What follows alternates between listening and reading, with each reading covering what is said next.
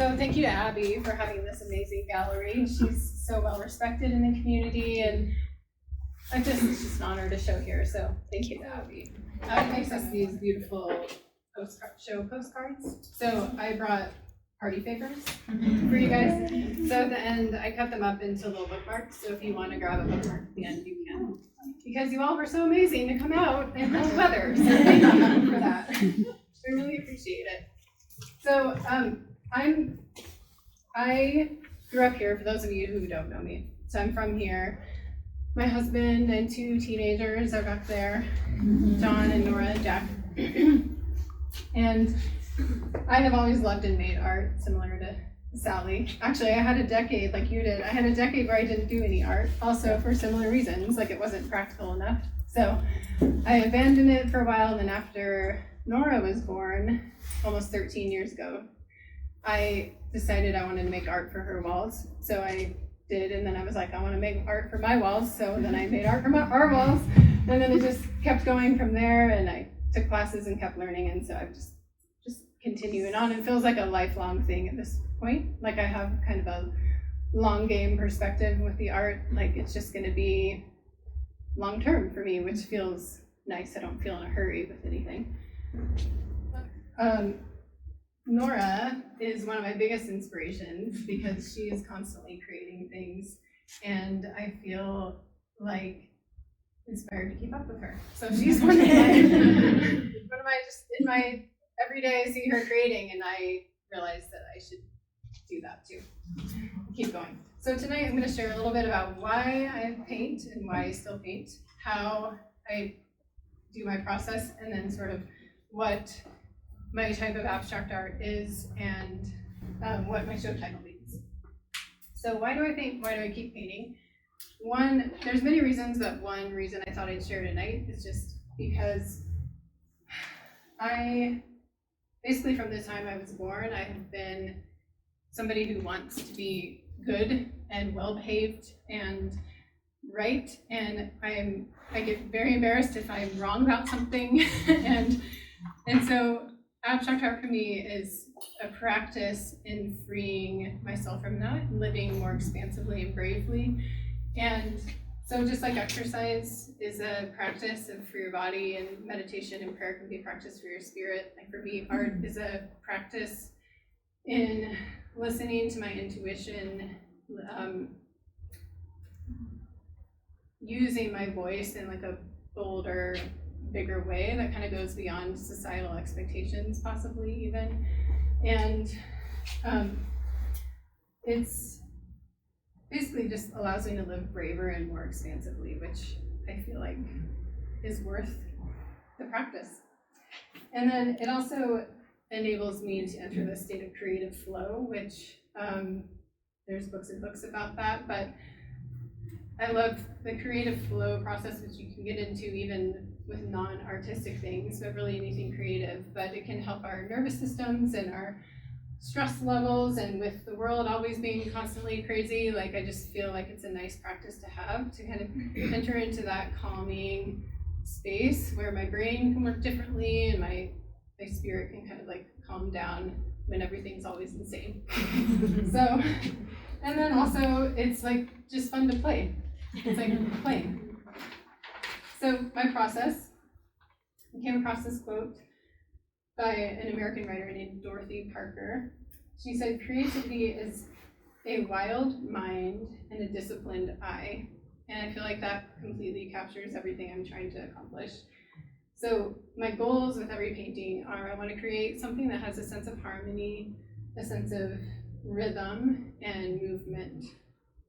And I really feel like I'm always kind of intuitively after this idea of a balance of chaos and calm. So I liked this idea of that with my work I'm treading on this path of design and accident. And then the ground of that path is made up of the elements of art and art theory. So a lot of the elements of art that I love are color, shape, line, value, which is like the light and the dark. And so I'm always kind of playing with those elements of art when I'm making a painting. And So some of the steps that I'll take is with a blank canvas, so imagine this is blank. I will often create kind of a chaotic underpainting or first layer, and I'll sometimes use colors that make me feel a little bit uncomfortable, like reds. I don't necessarily like immediately respond to reds. I like grays and calmer colors ultimately. So with this one, I started with reds and purples and greens and stuff. Okay, so backing up a little bit. With this whole collection, I wanted to come from a starting point focusing on color. So I put a lot of thought into what colors I was going to use, and I spent a lot of time mixing and creating colors that really resonated with me before I would do anything else. So that was the starting point, is thinking about what colors do I want to use in this piece, and then I would go from there. And it's more like intuitive from there. So I thought about the colors first. I got all crazy with it. I like had all the colors on the palettes, and I would just take brushes and things and just kind of like go wild on it. And then I would just let it sit. So like with this one, I let it sit for like an entire month before I did anything else with it, because I wasn't sure what else to do. Where other paintings might go faster than that.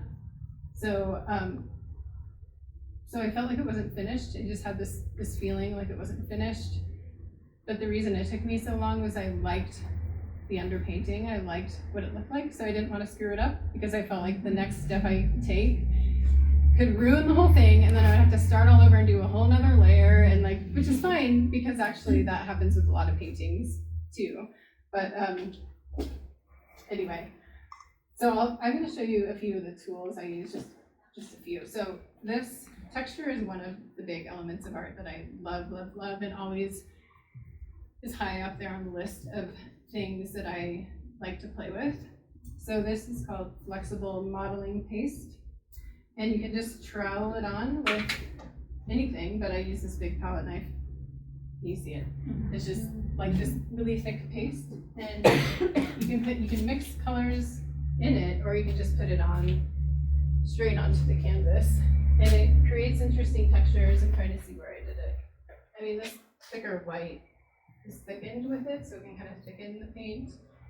But so that's one thing I like to use quite a bit. And then you can carve different.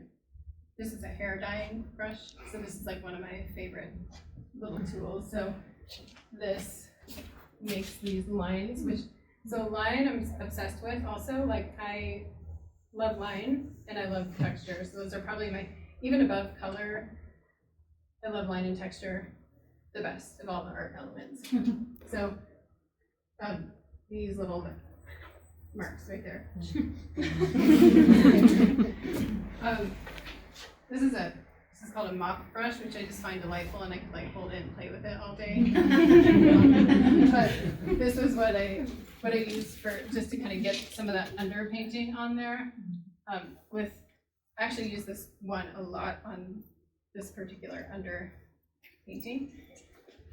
And then I also love, this is a super cheap, super old, like almost falling apart brush, but I love it when I love an actual brush stroke and like being able to see the brush strokes. I'm trying to think of what painting is an example of that, so I might be lying to you. But like here, you can see the actual brush strokes in the paint, and I like that because it adds it's element, or it's texture and line together, which is like my favorite things. So I don't get rid of brush strokes if I like them on there. And then, so with this one, once I just decided, I like reconciled in my mind that this painting is not done, I need to be brave and do something else to it and stop overthinking it, I decided to use this bluish, tealish color that was a house paint sample that we had from Nora's room. And I love the color. I used it in that one too. So the process for that at that point is just really intuitive, and the movement thing comes really into play. We were really inspired by contemporary dance. So to me, like I lay it on the floor and then you like just the movement of things is so enjoyable and fun to me. So that's basically how, like I basically turn off my brain and just start moving the paint around and then paying attention to like how the shapes are forming and stop before it gets too far. So that's the trick. And then this paint, this is a acrylic. These are all acrylic. Actually, this whole wall, these are all acrylic paints, and then a lot of these are oil paints over here. So it's a different process for both paints. But this is a fluid acrylic, and it has this delightful little cap that reminds me of paste from when I was a kid in like kindergarten, with that little cap. Right? And it like gives me all the nostalgic feelings. But so basically it's like on the floor and I just was like, it needs lines because lines are my favorite. So then I just like went crazy and then that's the lines. So the ideal is that I can not think about it, which is the accident part of between design and accident. But then also thinking about it at the same time and knowing when to stop and like what to start with. So, and then oil painting is different. This painting over here, Seed, this is fun because oils take forever to dry. So it's almost like sculpting, like you can lay colors on and just move them around and blend and shape with like palette knives or brushes. And so this painting is an example of one that came together super easily versus that one, which I sat and stared at for like a month. That one happened in like a day or in like an hour, honestly. And then it just like appeared before me and I was like, I really like that. And it's done. So that's kind of the two examples of an easy painting and the harder ones that take more time. So a little bit about the what of my art. My art is non-objective, and I'm inspired by the work of American abstract artists from the 1950s and 60s who did abstract expressionism. They kind of started that movement here. I mean, it was started in Europe, but they created their own movement here in the United States. So I have a quote from a book I read about that era. The abstract artist looked for something that transcended narrative.